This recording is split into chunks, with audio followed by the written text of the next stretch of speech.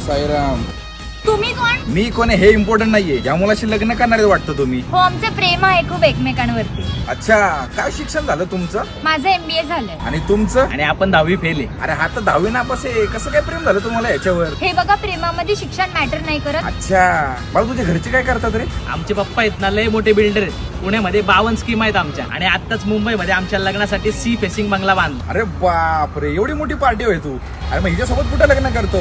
तिचा अजून जॉबचा पत्ता नाही, भाड्याच्या घरात राहते. पप्पा एका साध्या कंपनीत 30,000ची नोकरी करतात. बघ एखादी कुठली तरी श्रीमंत पोरगी भेटेल तुला कोण पण. हो, तुम्ही असं कसं काय माझ्या परिस्थितीवर मला जज करू शकता? त्याच्या पैसे आणि प्रॉपर्टीशी माझं काही घेणं देणं नाहीये. जरी त्याच्याकडे पैसे नसले असते ना, तरी मी त्याच्यावर प्रेम केलं असतं. नव्हतं की मग? म्हणजे ज्या मुलाला तुम्ही याच्यासाठी सोडलं होतं ना, तो आमच्याच चौकातला आहे. काय म्हटले होते तुम्ही त्याला की माझ्या घरचे आपल्या लग्नासाठी रेडी होत नाहीत कारण तू अजून सेटल नाहीये. तुझ्या सॅलरीमध्ये तू स्वतःला सांभाळू शकत नाही. तू मला कसं सांभाळणार? त्याच्या वयामध्ये तुमच्या वडिलांकडे जॉब पण नव्हता तरी त्यांचं लग्न झालंय. ऍटलीस्ट हा जॉब तरी करतोय. ह्याला वडील नाहीयेत तरी सुद्धा तो घर सांभाळतोय. आणि तुम्ही त्याला म्हणताय की तुम्ही मला कसं सांभाळणार? तुम्हाला अजून जॉब नाही आणि तुमच्या घरचे आणि तुम्ही त्याच्याकडनं एक्सपेक्टेशन ठेवताय की तुम्ही किती कमवता, तुमच्याकडे किती जमीन आहे. अरे लाज वाटली पाहिजे. काय मग सर, लावायचं का तुमचं यांच्यासोबत झापूक झोपूक मध्ये लग्न? मला जर आधी माहिती असतं तर मी याशी बोललो पण नसतो. चला दादा.